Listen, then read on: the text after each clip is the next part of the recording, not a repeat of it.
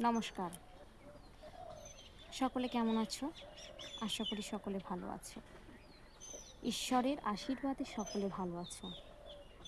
তো ঈশ্বর বলেন, আমাকে ডাকার জন্য কোনো মন্দির, কোনো অনুষ্ঠান, কোনো যজ্ঞের প্রয়োজন হয় না। সত্যিই তাই, কোনো অনুষ্ঠানের প্রয়োজন হয় না। মনে বিশ্বাস থাকলে সব কিছুই সম্ভব। মনকে শক্ত রাখলে না সব কিছুই সম্ভব। তো আমরা ঈশ্বরকে ডাকবো, ঈশ্বরের কাছে যাব। ঈশ্বরের কাছে যেতেও হবে না।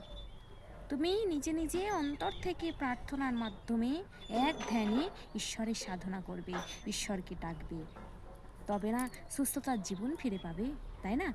সুস্থতার জীবন ফিরে পেতে গেলে যে আমাদের সে অনেক দূরে যেতে হবে, এ করতে হবে, সে করতে হবে, কোনো প্রয়োজন নেই, কোনো দরকার নেই। অন্তর থেকে ঈশ্বরকে ডাকবো, ঈশ্বরের নাম করব।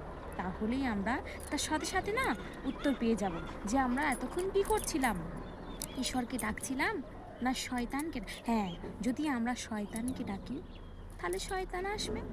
কেননা পৃথিবীতে দুটো জিনিস আছে, এক ঈশ্বর, এক শয়তান। ভালোর দিকটাকে ঈশ্বর আমরা সকলে জানি, শয়তানি দিকটাকে যারা আমাদের হালাত করে, যারা আমাদের ক্ষতি করে, যারা আমাদের পিছনে চাবিকাঠি ঘোরায়, চাতুরি করে, সে হচ্ছে শয়তান। একান্ত সেই শয়তান সবসময় আমাদের পিছনে লেগে থাকে, শয়তান, তাই না? আর ঈশ্বরকে যদি আমরা না ডাকি না, সেই শয়তান আরও আরও আমাদের পিছনে হালাতের মতো লেগে থাকবে, আমাদের ক্ষতি করবে, ক্ষতি করার চেষ্টা করবে সব সময়। তা আমরা সেটা কেন হতে দেবো? আমরা সেটা হতে দেব না। আমরা ঈশ্বরকে ডাকবো, ঈশ্বরের কাছে প্রার্থনা করব, তাই না? প্রণাম।